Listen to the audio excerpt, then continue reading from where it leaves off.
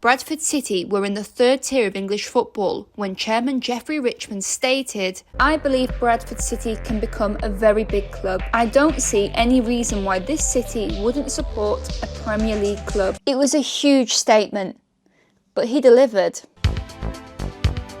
Bradford City returned to the top flight of English football for the first time in 77 years. In their first Premier League season, Bradford finished one position above the relegation zone, but the Chickens had scored the Chickens is their nickname, just clarifying. I'm not just talking about chickens. But the club had scored the second lowest amount of goals in the league and needed to improve their squad to compete at such a high level. Maybe just don't buy chickens.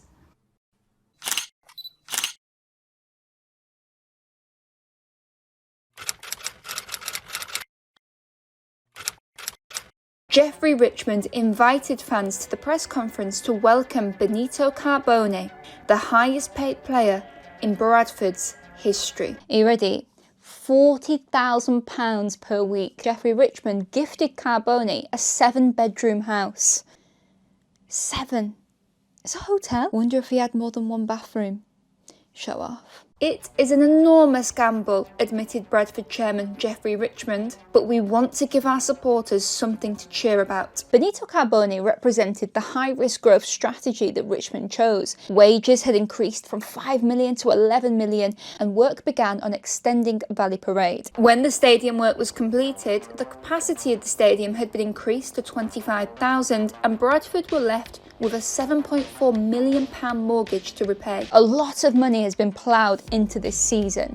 The 2000-2001 season is set to begin, and in the summer already a relationship breaks down. And it's a pretty big relationship too. The relationship between the manager Paul Jewell and the chairman Jeffrey Richmond. It's reported that this breakdown was due to an argument over player transfer targets. When interviewed, Jewell said, "I came out of the meeting and felt so low. I realised I had to get out of Bradford because I can't work with the chairman." Jeffrey Richmond later stated, "I regret the conversation deeply. It was very damaging." So Jeffrey Richmond's now got this task of finding another manager, and he chooses the current assistant at the time, Chris Hutchings.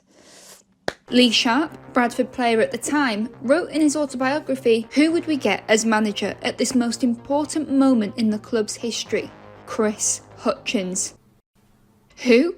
He said that, not me. After just one win in the first 12 matches of the season, only 5 goals scored, manager Chris Hutchings is sacked and replaced by Jim Jeffries. Bradford City scored just 30 goals that season, 8 goals fewer than the previous one. Bradford City finished bottom of the table with 26 points.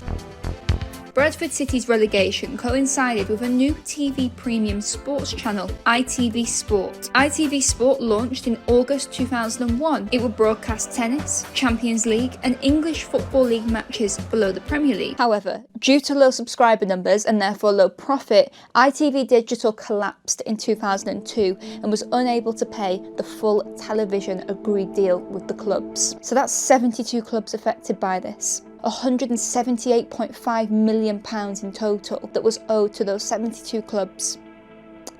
They didn't receive. 14 clubs were placed into administration within 4 years of the collapse of ITV Digital, one of which, Bradford City.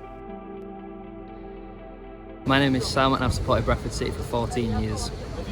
My condolences. Sorry, I don't know why I did that. Why do you support Bradford City? My granddad supports Bradford City and he brought me to a couple of games when I was younger, and then I just kind of got that buzz for it. Yeah, supported him ever since. He come pick me up from mum and dad's about 1:45, something like that. We get down to the ground just after 2, go in, get a programme, watch the first half, have chips. It's just a nice routine to have on a Saturday. This is where it all gets a bit crazy. Bradford City were in debt. Warnings were made that 16 players could have their contracts terminated. Jeffrey Richmond admitted, "It has been a traumatic few days, but my absolute concern is that Bradford City survives." Jeffrey Richmond told Benito Carbone that if he stayed at the club would go bankrupt. Carbone has later revealed what Jeffrey Richmond said to him. Steven Spielberg, if you're watching this, Benny, I know you have 2 years left, but if you stay, it will finish us. and I will find you, and I will kill. I got carried away. He didn't say that last bit. Sorry, cut.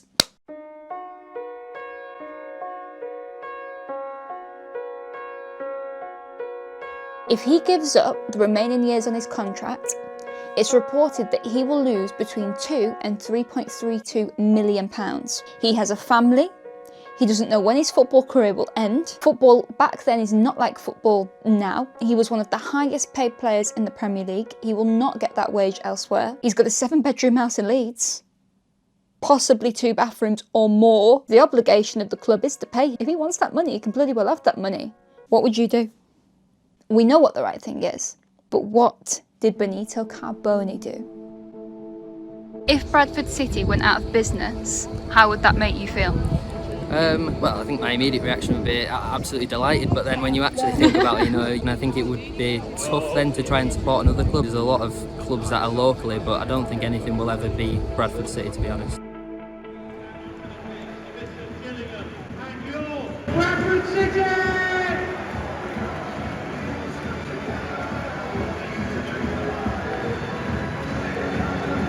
Benito Carbone said, "I hadn't earned anything like the amounts on offer in the Premier League today, and I had a young family, but when I thought about it, there was only one choice I could make.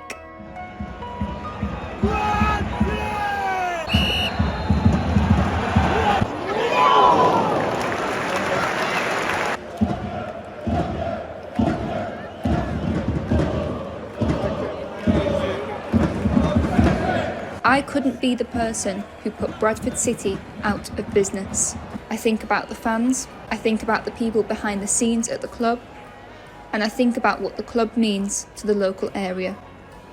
So many people love Bradford, so I couldn't think about them not existing."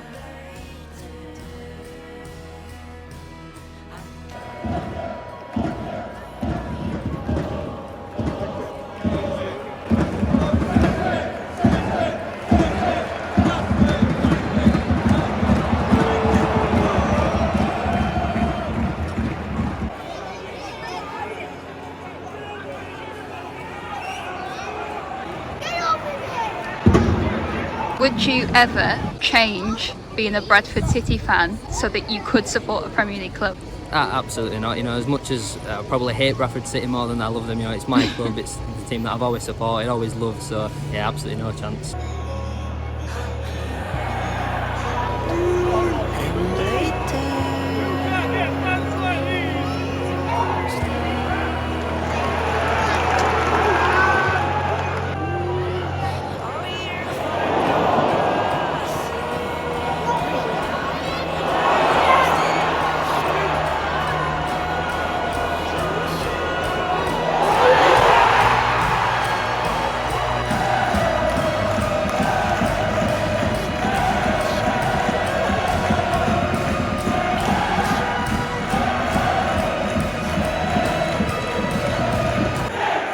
Relegated from the Premier League in 2001, and this is your 6th consecutive year in League Two. Will you ever be back? In the Premier League, I think it'll be a very long shot, especially in my lifetime, hopefully, but at the moment the main focus has got to be just simply get out of League Two. I don't care how we do it, but we've certainly got the fan base to be in higher leagues, but if you don't earn it and you're not one of the best teams on the pitch, then no, you don't deserve to be there.